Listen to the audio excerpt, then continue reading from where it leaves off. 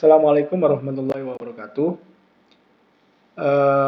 Pada kali ini saya akan menyampaikan beberapa hal yang menyangkut mekanisme penilaian untuk dosen pembimbing lapangan, guru pamong maupun pamong belajar. Yang pertama saya akan mulai dari instrumen penilaian mengajar untuk dosen pembimbing lapangan. Agak banyak memang, tetapi karena memang dosen pembimbing ini yang punya mahasiswa, sehingga memang ada banyak penilaian yang perlu dikerjakan. Untuk tiap mahasiswa itu ada mengajar terbimbing, mengajar mandiri, ujian praktek, KK, kemudian penilaian terhadap video KK, video PLP, kemudian ada kewajiban untuk menguji ya ujian akhir, dan ini merupakan akumulasi dari penilaian-penilaian yang ada. Bapak Ibu itu tinggal memberikan nilai dengan mengklik skor.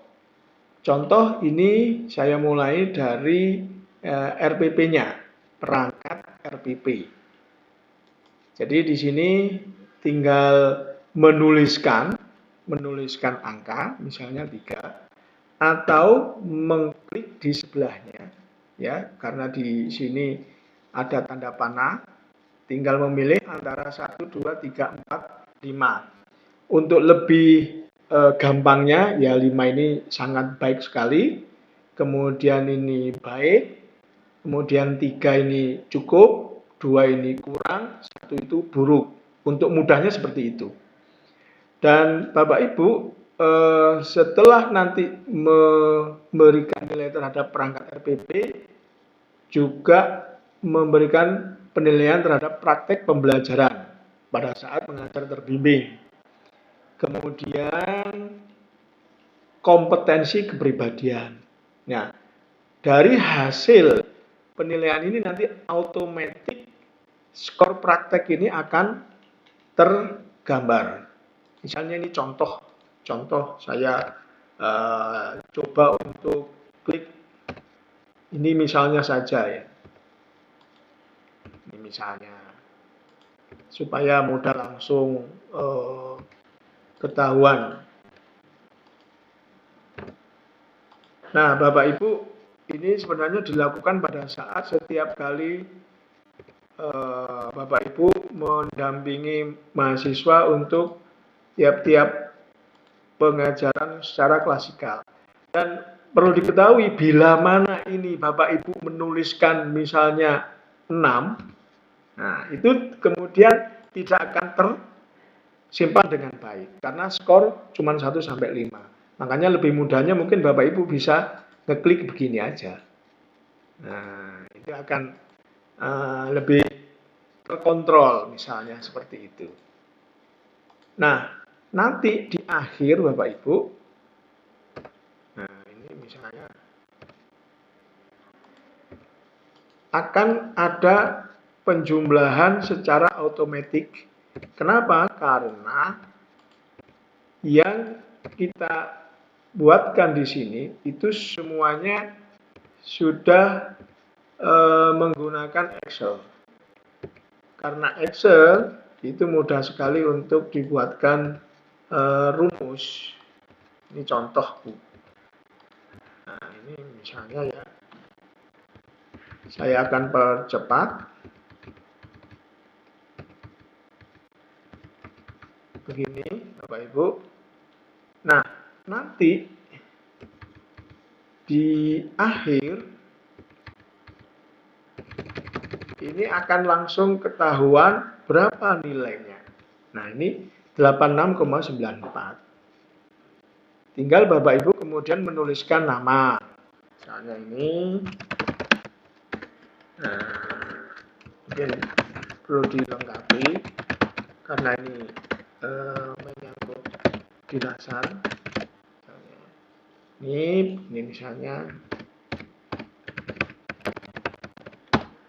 kemudian tanggal kapan, misalnya 1 Agustus atau 7 Agustus misalnya.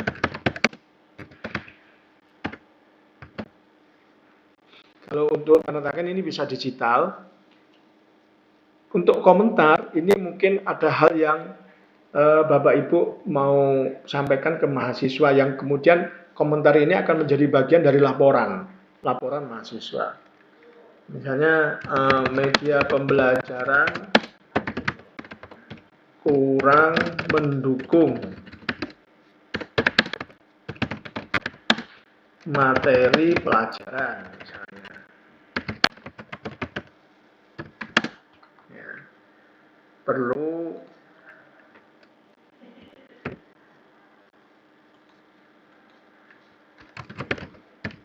digantikan dengan benda asli. Ini contoh aja. Bapak Ibu, skor yang ada di ujian terbimbing ini nanti otomatis di ujian akhir ini sudah muncul. Prosentasenya masih kecil karena hanya praktek mengajar. Ini nanti kalau keseluruhannya itu diisi, maka ini akan muncul gitu ya. Ini juga sama nama mahasiswa, ini mahasiswa, nanti ini perlu diisi, misalnya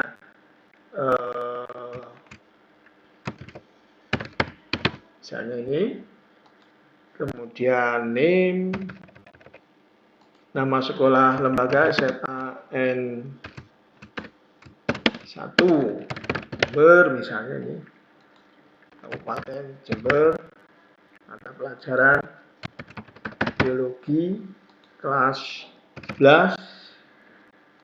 Nah, ini 7 Agustus 2020. Maka setiap kali kita mengklik yang lain, ini sudah otomatis. Sehingga tidak perlu lagi harus menulis berulang-ulang. Demikian juga yang di sini. Sudah otomatis. Ya, Bapak Ibu. Ini contoh, misalnya saya isi lagi, misalnya ini. Ini karena untuk mempercepat, sehingga saya coba untuk copy aja. Ini contoh nih. Sorry, ternyata tidak bisa. Ini contoh bahwasanya memang harus diisi satu persatu. Jadi ini menunjukkan bahwasanya sistem kita sudah dirancang supaya benar-benar menilai secara objektif.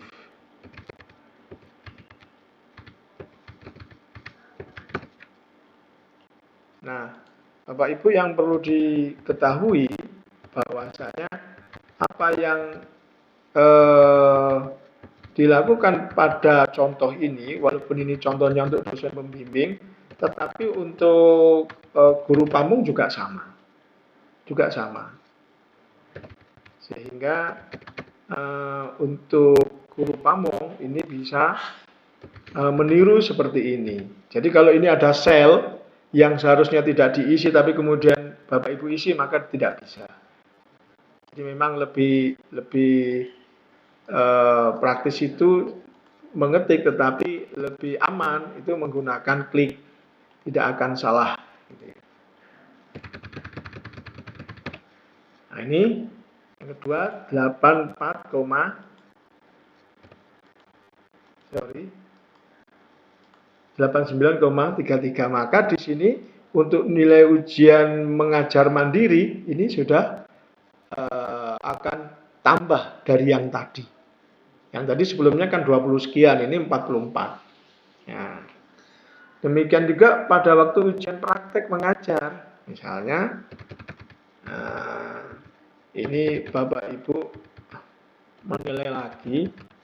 Kecuali kalau untuk KK agak lebih sederhana, tidak serumit praktek mengajar, karena hanya komponennya sedikit sekali, hanya 3 komponen. Tetapi kalau mengajar karena memang ini dari KKPLP ini, sehingga agak lebih rigid, lebih detail sesuai dengan teori pembelajaran yang kita berikan di materi kuliah ini, di micro teaching juga, sehingga Bapak Ibu ya harus cukup telaten untuk bisa memberikan nilai.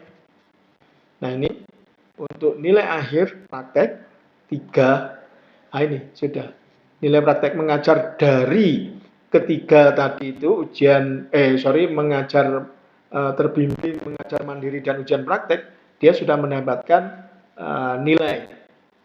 Tetapi nilai ini belum nilai akhir karena masih harus ada nilai kuliah kerja, produk video dan ujian akhir.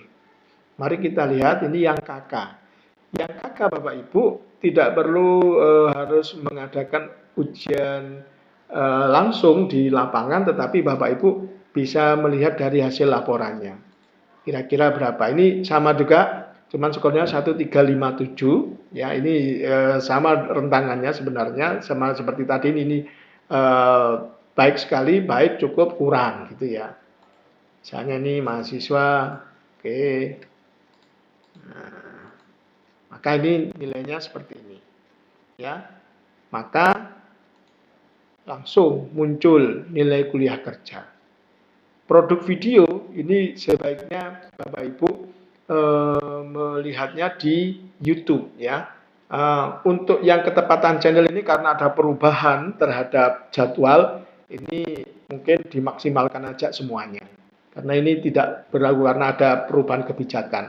Cuman yang lain-lain ini silahkan Bapak Ibu untuk menilai sesuai dengan kenyataan. Ini nilainya 94 untuk KK. Kalau KK saja yang dinilai masih belum sempurna nilainya. Harus ada video PLP juga. Ya, misalnya ini.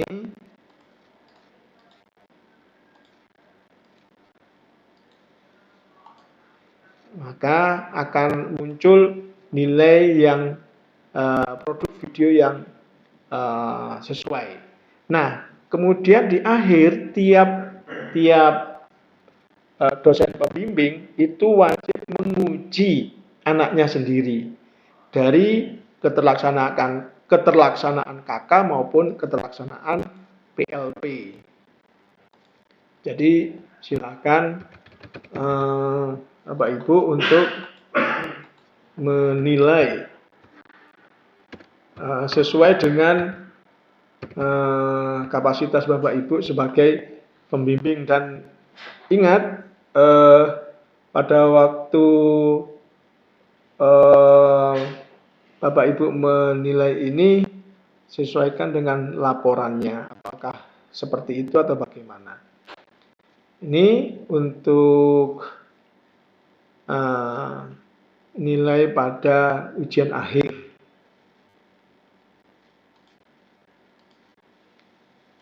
Nah, ini nilai ujian akhir. Maka dari keseluruhan nilai-nilai tersebut langsung akan muncul nilainya sudah. Sehingga praktis Bapak Ibu tidak lagi seperti dulu harus menghitung menggunakan kalkulator atau yang lain-lain. Nah, untuk guru pamong sebenarnya sama. Ya, untuk guru pamong sama, hanya saja guru pamong itu hanya berkisar pada PLP. Mengajar terbimbing, mengajar mandiri, mengajar praktek, kemudian video. Tidak perlu KK, karena memang wilayahnya hanya di sekolah saja. Ya. Kemudian untuk KK, ini pendamping KK di desa. Ini lebih sederhana juga, hanya 3 ini saja. Poinnya untuk KK, misalnya seperti tadi sama. Misalnya ini.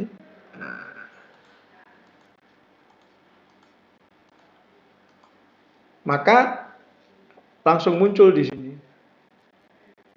nilai kuliah kerja. Kemudian untuk video ya juga begitu. Sama.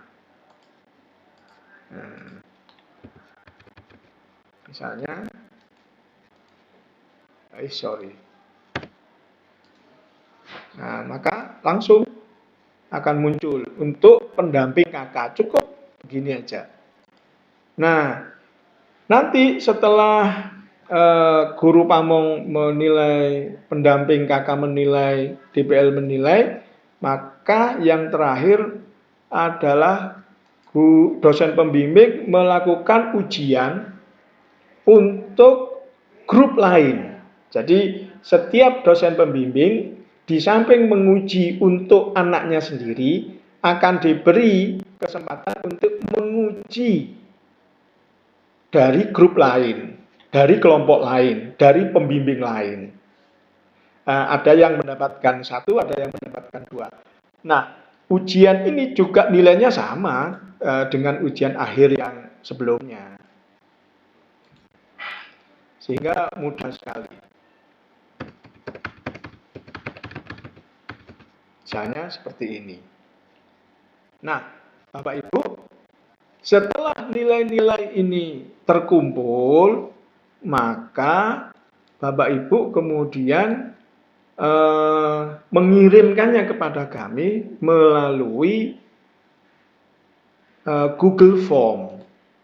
Melalui Google Form.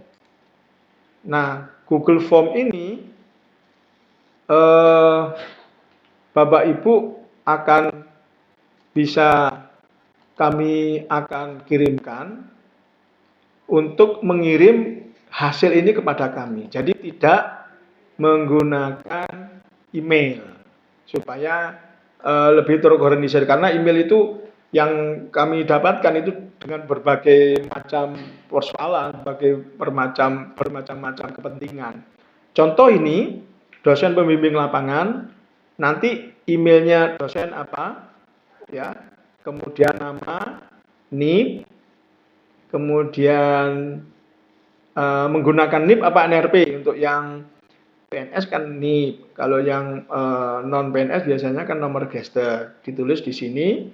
Nah, bukti presensi Bapak Ibu untuk yang DPL yang di screenshot itu Bapak Ibu tambahkan di sini. Kemudian prodinya ini sudah fix, tinggal ngeklik, ya. Kemudian nama sekolah atau lembaga ini Bapak Ibu tinggal mencari di sini, sudah sama dengan data kami. Kemudian nama mahasiswanya siapa tadi? Ini Bapak Ibu ketik, misalnya NIM-nya. Ya. Kemudian nilainya berapa? Nilainya juga diketik. Nah, setelah diketik, misalnya, maka Bapak Ibu upload yang Excel tadi. Excel yang khusus untuk audit tadi, Bapak Ibu upload.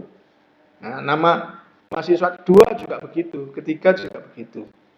Untuk guru, nah ini ya sampai 8 mungkin ya. Kalau Bapak Ibu misalnya ada tambahan, ya ditambahi lagi nih, karena ada satu dosen yang mempunyai bimbingan lebih dari 8. Guru pamong juga sama. Ya, setelah Bapak Ibu guru pamong mengisi ini identitas, kemudian cuman di sini guru pamong tidak perlu mengupload absen. Ya. Nama mahasiswanya siapa, NIM-nya berapa, alamat email mahasiswa, kemudian nilainya berapa diketik. Baru nilai dari Excel tadi di-upload. Sehingga ingat, Excel-nya itu per mahasiswa Bapak Ibu. Ya, per mahasiswa. Nah, yang kuliah kerja juga begitu ini, Bapak Lurah, Bapak RW, nah ini juga sama Excel-nya, ya. Berapa jumlahnya? Biasanya tidak banyak kalau ini. Nah, kemudian khusus untuk penguji, nah ini penguji, Bapak Ibu, ini diperuntukkan bila Bapak menguji DPL ya, menguji kelompok lain. Kalau menilai menguji kelompok sendiri, anak bimbingan sendiri sudah masuk di dalam penilaian mahasiswa di satu kesatuan. Tidak perlu lagi mengirim ini. Yang mengirim ini adalah bila Bapak Ibu menguji kelompok lain, menguji mahasiswa bimbingan lain. Nah, baru menggunakan ini. Sama juga seperti tadi. Itu saja yang bisa saya sampaikan. Mudah-mudahan apa yang saya sampaikan ini memberikan pencerahan untuk penilaian yang berbasis daring, sehingga tidak lagi Bapak Ibu perlu harus mengirim print out-nya, karena kita semua melakukannya secara daring. Demikian, wassalamualaikum warahmatullahi wabarakatuh.